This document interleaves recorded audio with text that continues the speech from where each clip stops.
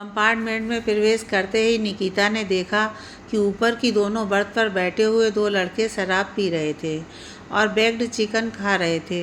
निकिता को देखते ही उनमें से एक ने नशे की खुमारी से भरी आंखों में एक भद्दी सी मुस्कुराहट के साथ अपना गिलास चीयर्स की मुद्रा में निकिता की तरफ लहराया। यह देखकर निकिता थोड़ा सहम गई थी, लेकिन उसके पास अपनी बर्थ पर बैठने के अलावा और कोई विकल्प भी तो नहीं था।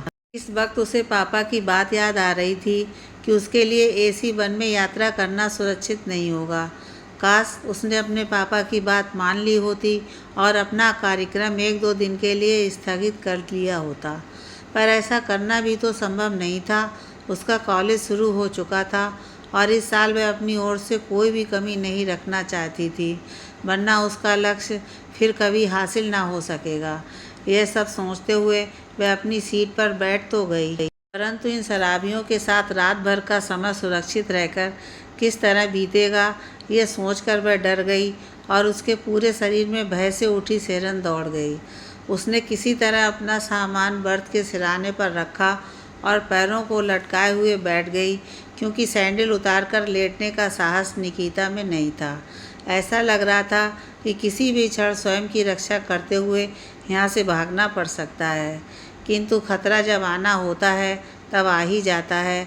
बैठने या लेटने का उससे क्या संबंध। इसी तरह निकिता को बैठा हुआ देख उन दो लड़कों में से एक लड़का हाथ में चिकन का पीस लेकर नीचे उतरा और निकिता की तरफ बढ़ा दिया।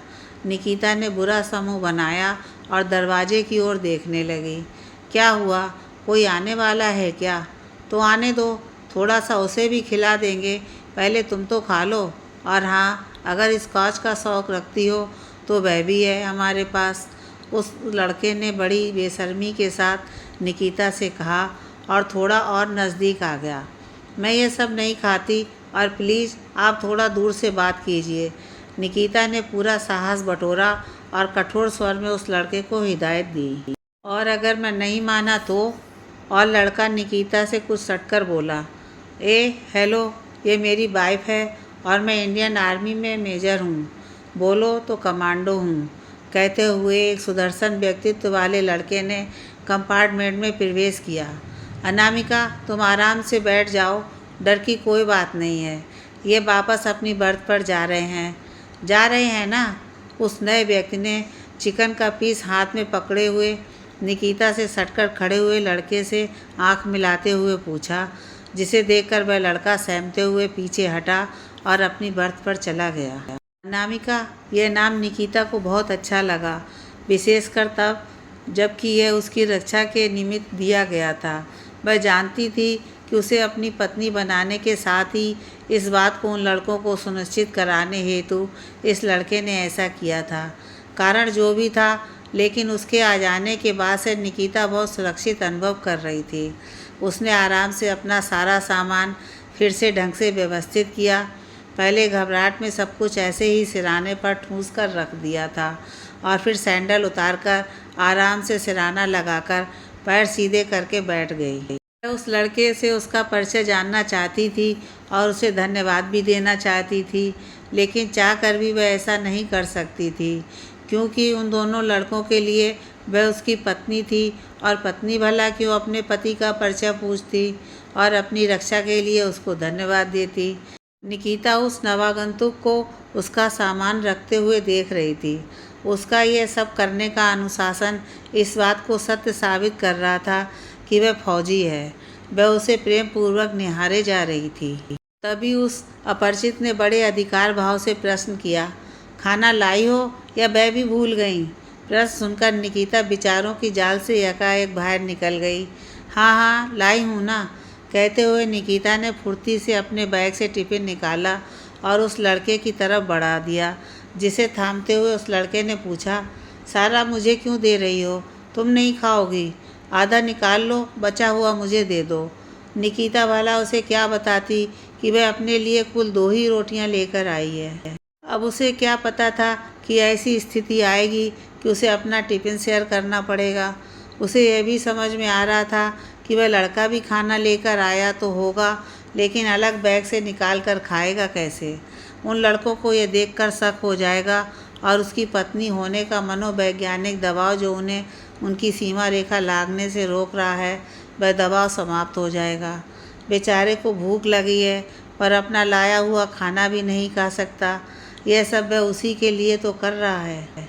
ऐसा विचार आते ही निकिता के मन में उस लड़के के प्रति अथाह प्रेम और सम्मान उमड़ पड़ा।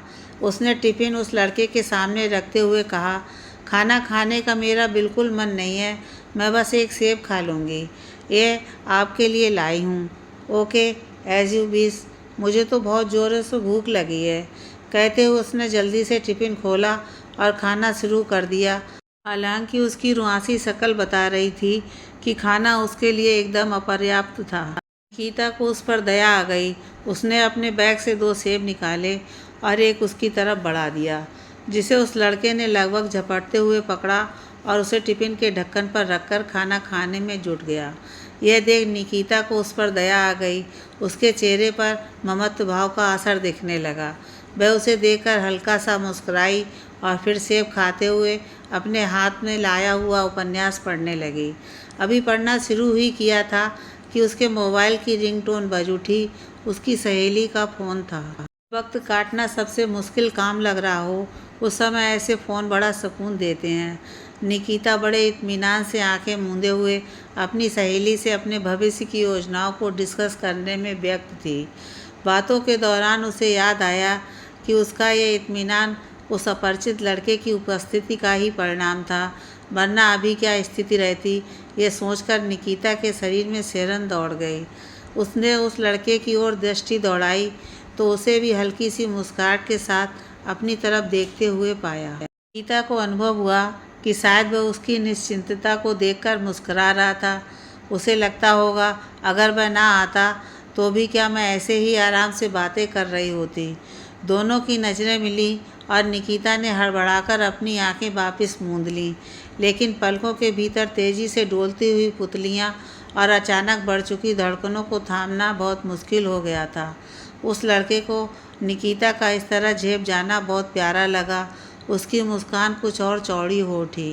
निकिता से उसका परिचय जानना चाहता था, किंतु जब वह ऊपर बैठे दोनों लड़कों के सामने उसे अपनी पत्नी घोषित कर चुका था और उसे एक नाम भी दे चुका था, तो अब परिचय मांगकर कोई नया बखेड़ा खड़ा नहीं कर सकता था।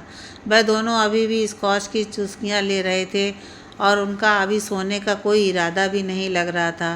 अगर वह निकिता से परिचय मांगे और वह दोनों नीचे उतरकर फिर से कुछ गलत हरकतें करने लगें तो बेचारी लड़की के लिए मुसीबत हो जाएगी और ऊपर से बेमतलब की मारपीट होने की भी संभावना थी। इन सब बातों को ध्यान में रखते हुए उसने चुप रहना ही ठीक समझा और निकिता की तरफ देखकर बोला, अनामिका, मुझे नींद आ रही है, मैं सो रहा हूँ। अगर तुम्हें कोई ज़रूरत पड़े तो मुझे उठा देना, और हाँ, जब हमारा स्टेशन आए तब तो ज़रूर उठा देना, वरना तुम्हें अकेले ही घर जाना पड़ेगा। हाँ, ठीक कहा ना मैंने? उसकी आंखों में शरारत भरी हुई थी। यह देखकर निकिता को भी हंसी आ गई। उसने हंसी रोकते हुए उत्तर दिया, हाँ, उठा दूँगी, आप सो जाओ, मैं तो अभी कुछ देर ये उपन्यास पढ़ूँगी, क्योंकि अभी मुझे नींद नहीं आ रही है। निकिता यह सोचकर जाग रही थी कि जैसे ही ऊपर की बर्थ वाले दोनों लड़के सोएंगे, वह इस लड़के को जगाकर उसे धन्यवाद कहेगी और उसका परिचय भी प्राप्त करेगी। इसी इंतज़ार में वह नींद को रोके हुए उपन्यास पढ़ती रही और पता नहीं कब खुद उसकी आंख लग गई। उठो, हमारा स्टेशन आ गया, कितना सोती हो यार। उस लड़के ने जब निकिता का कंधा झकझोरा तब कहीं उसकी नींद टूटी। अरे, पता नहीं इतनी गहरी नींद कैसे आ गई। निकिता उठकर बैठ गई और सामान सहेजने लगी। उसे अपनी नींद न सहन कर पाने की मूर्खता पर गुस्सा और दुख दोनों हो रहे थे। उसे इस लड़के पर भी क्रोध आ रहा था कि यह भी तो उसे उठा सकता था, लेकिन फिर सोचा कि हो सकता है उसे निकिता से बात करने की उत्सुकता ही ना हो, इसलिए उसने नहीं उठाया होगा। जो भी हो, जो होना था वह तो हो गया था। अतः अब उसने सोचा, ऊपर बर्थ वाले लड़के जाने की तैयारी में हैं, इनके जाते ही आराम से इस लड़के से बात करती हुई जाएगी। यही सोचकर वह धीरे धीरे सामान सहेजने लगी। उसकी इस धीमी गति को देखकर वह लड़का बेचैन हो उठा और धीरे से उसके कान में बोला, जल्दी करो, मेरी प्लेटफार्म नंबर 7 से आगे की ट्रेनें छूट जाएगी। रात को तुम इतनी गहरी नींद में मस्त थी कि बात नहीं हो पाई। यह सुनकर निकिता और भी अधिक मायूस हो गई। उसने मन ही मन सोचा, इसका मतलब यह भी मुझसे बात करना चाहता था। ओह, कितनी मूर्ख हूँ मैं। उसने फुर्ती के साथ अपने पास पड़े उपन्यास के भीतर रखे हुए बुक मार्क पर अपना नाम और मोबाइल नंबर लिखा और वापस उपन्यास के अंदर रखकर उसे उस लड़के को पकड़ा दिया। लड़के ने भी उसी तत्परता से उस उपन्यास को अपने हाथ में पकड़ लिया और दोनों सामान लेकर कोच से बाहर निकल आए। ट्रेन में बैठते ही कॉल करता हूँ, बाय कहते हुए लड़का प्लेटफार्म नंबर 7 की ओर लगभग दौड़ता हुआ चला गया और निकिता भी उसी तेज़ी से प्लेटफार्म से बाहर निकल आई और टैक्सी में बैठकर हॉस्टल की तरफ चल पड़ी। रास्ते भर वह फ़ोन को हाथ में पकड़ी रही कि कहीं उस लड़के का फ़ोन मिस ना हो जाए। निकिता सारा दिन इंतज़ार करती रही, लेकिन हॉस्टल पहुंचने तक क्या, रात तक भी उसका फ़ोन नहीं आया। मैंने ज़बरदस्ती तो अपना नंबर नहीं दिया था, उसने भी तो बात करने की इच्छा जाहिर की थी, और अगर बात करना चाह रहा था तो फिर कॉल क्यों नहीं की। निकिता बार बार फ़ोन की तरफ देखकर बड़बड़ा रही थी। निकिता ने पूरा दिन उसकी कॉल की बहुत बेसब्री से प्रतीक्षा की थी और जब कोई कॉल नहीं आई तो वह बहुत ही उदास हो गई थी। उसका रोने का मन होने लगा था। उस लड़के से निकिता की ऐसी कोई बातचीत भी नहीं हुई थी और उस समय उसे उसके लिए ऐसा कुछ विशेष महसूस भी नहीं हुआ था, लेकिन अब ना जाने दिल में इतनी अजीब सी बेचैनी क्यों होने लगी थी। मन कर रहा था कि समय की धारा को वापस मोड़ दे और उस लड़के से उसका पूरा परिचय ले और साथ ही अपने मन की बात भी कह दे। उसे कह दे कि वह हमेशा के लिए उसके साथ रहना चाहती है, वैसे ही सुरक्षित जैसे कल रात उसकी वजह से उसने अनुभव किया था। कितना खूबसूरत एहसास था वह। जीवन में पहली बार उसने ऐसा फील किया था। ऐसा लगा था कि उस लड़के के रहते कोई उसका बाल भी बांका नहीं कर पाएगा। उसे कल रात अपने सो जाने पर बहुत गुस्सा आ रहा था। अगर वह अपनी नींद पर थोड़ा काबू रख लेती तो ज़रूर उसका नाम, पता, कॉन्टैक्ट नंबर और भी सब कुछ जान लेती। फिर उसने खुद से ही प्रश्न किया, क्या पता वह शादीशुदा हो और उसने यूं ही औपचारिकता बस कह दिया हो कि बात नहीं हो पाई और निकिता ने इस बात को गंभीरता से ले लिया हो। नहीं नहीं, ऐसा नहीं हो सकता। वह शादीशुदा तो नहीं लग रहा था। वह धीरे से बुदबुदाई और फिर अपनी इस हालत पर उसे खुद ही हंसी भी आ गई। जैसे जैसे समय बीतता जा रहा था, निकिता उस लड़के को भूलने के बजाय और भी अधिक याद करने लगी थी। जब भी वह फुर्सत में होती तो नेट में फौजियों की तस्वीर खंगालने लगती। सोशल साइट्स में अपने मित्रों या मित्रों के भी मित्रों की प्रोफाइल देखने लगती कि शायद कहीं उस लड़के का पता मिल जाए। यदि वह किसी नए शहर में जाती तो वहाँ के आर्मी एरिया का एक चक्कर ज़रूर लगाती कि क्या पता वह लड़का कहीं दिख जाए। अगर उस लड़के ने इतना भी बता दिया होता कि आगे कहाँ की ट्रेन पकड़ने वाला है तो निश्चित ही वह उसे ढूंढने के लिए उस शहर भी पहुँच जाती। लेकिन उस बेवकूफ़ ने यह भी तो नहीं बताया कि कहाँ जा रहा है। गीता की फैशन शो की तैयारी भी ज़ोरों से चल रही थी। उसका लक्ष्य था कि दिल्ली में होने वाले ऑल इंडिया फैशन शो में उसे राष्ट्रीय स्तर पर पहचान मिल जाए और इसके लिए वह जी जान से मेहनत भी कर रही थी। लेकिन उस लड़के का ख्याल उसे जब जब विचलित कर देता था। उसकी एकाग्रता भंग हो जाती थी और बेचैनी ऐसी कि कई बार उसे याद करते करते आंसू भी निकल पड़ते। उसे बस उस रात अपने सो जाने का बहुत बड़ा अफसोस था और यह अफसोस धीरे धीरे गहराता जा रहा था। सब कुछ हासिल होते हुए भी उस अजनबी की कमी सब कुछ खो जाने जैसी पीड़ा देती थी। वह स्वयं भी समझ नहीं पा रही थी कि उस छोटी सी अधूरी मुलाकात ने उसके ऊपर ऐसा क्या जादू कर दिया कि पूरा 1 साल बीत जाने के बाद भी ना तो बेचैनी कम हुई, ना उसकी याद आना जरा सी भी कम हुई। इतना अच्छा रिश्ता आया था और तूने मना कर दिया, और वह भी एक अजनबी आदमी के लिए। मुझे लगता है कि तू पागल हो गई है, निकिता की सहेली आयुषी ने आश्चर्य मिश्रित रोष के साथ कहा। हाँ यार, लगता तो मुझे भी यही है कि मैं कुछ पागल ही हो गई हूँ, और अब तो ये लगने भी लगा है कि उससे दोबारा कभी मुलाकात भी नहीं हो सकेगी। फिर भी पता नहीं क्यों वह मेरे दिलो दिमाग पर इतनी बुरी तरह से छा गया है कि चाह कर भी किसी और के बारे में सोच ही नहीं पाती। पता नहीं उसके साथ पिछले जन्म का कोई रिश्ता था या अगले जन्म में कोई रिश्ता होने वाला है, लेकिन उसे देखने के बाद शायद अब मैं किसी से भी शादी नहीं कर सकूंगी। कोई और अच्छा ही नहीं लगता। निकिता ने एक ही सांस में सब कह दिया। यार, जब तू खुद समझ नहीं पा रही है कि पिछले या अगले जन्म की कोई बात है, तो एक अजनबी के लिए अपना ये जीवन क्यों बर्बाद करने की सोच रही है? मेरी बात मान, आंटी से बात कर और इस रिश्ते के लिए हाँ कर दे, आयुषी ने समझाया। हाँ तो मैं अभी किसी भी रिश्ते के लिए नहीं कर सकती। यहाँ तक कि अगर वह अजनबी भी आ जाए तो उसे भी कह दूँगी कि इवेंट पूरा होने तक इंतज़ार करना पड़ेगा, निकिता ने हंसते हुए उत्तर दिया। मेरी गाड़ी तो उस अजनबी पर ही अटकी हुई है। हाँ कहना है तो भी अजनबी को, और ना कहना है तो भी वही अजनबी। पागल, आयुषी ने निकिता की पीठ में एक हल्की सी धौल जमाई। हाँ यार, बात तो तू सच कह रही है, लेकिन क्या करूं, और कोई सूझता ही नहीं। आंटी को पता है तेरे इस पागलपन के बारे में? नहीं, अगर पता चल जाएगा तो मम्मी अगले ही दिन बिना मुझसे पूछे कहीं मेरा रिश्ता तय कर देगी। फिर तो उन्हें बताना पड़ेगा, आयुषी ने आंख मारते हुए निकिता को छेड़ा। अगर बताया तो मैं तेरी जान ले लूँगी, निकिता ने आयुषी का गला दबाने का अभिनय किया। अच्छा बाबा, नहीं बताऊंगी। अब चल, इवेंट की तैयारी करनी है, या वहाँ भी अजनबी को याद करके काम चल जाएगा। चल पहले देखते हैं कि जो ड्रेसेस फाइनल की हैं वो सब तैयार हुई कि नहीं, कहते हुए दोनों वर्कशॉप की ओर चल पड़ीं। आज के दिन की तैयारी निकिता पिछले साल से कर रही थी, और आज उसका भी कलेक्शन इस अखिल भारतीय स्तर के फैशन शो में प्रदर्शित होने जा रहा था।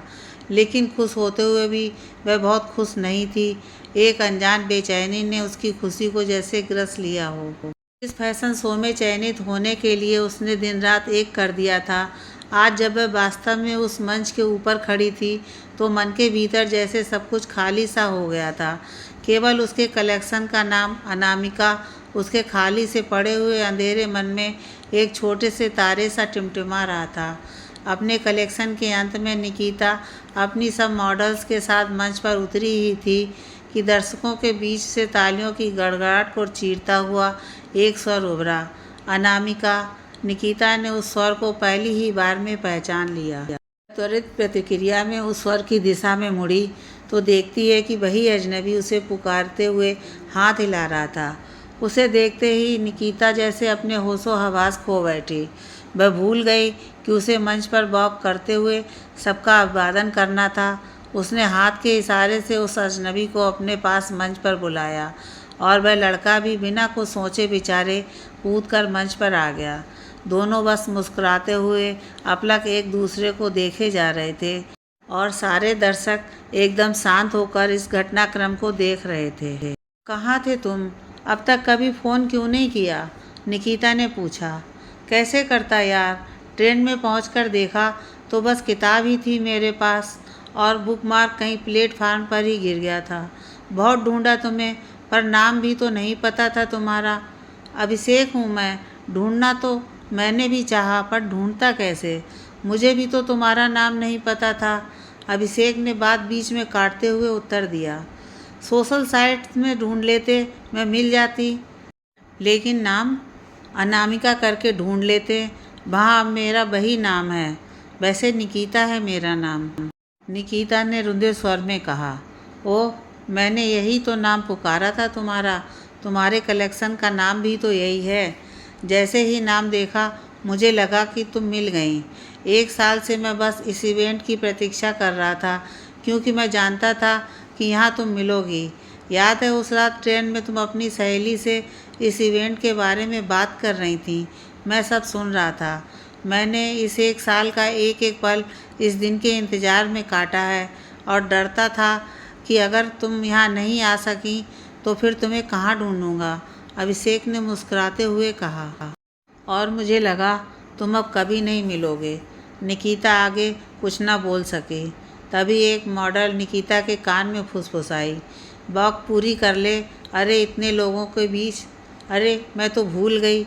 निकिता मुस्कुराते हुए अपनी तंद्रा से बाहर निकली, और जब सारे दर्शकों को अपनी ओर देखता पाया तो अभिषेक भी कुछ सकुचा गया और मंच से उतरने लगा कि तभी निकिता ने कसकर उसका हाथ पकड़ लिया और उसके साथ मंच पर चलते हुए सबका अभिवादन करने लगी।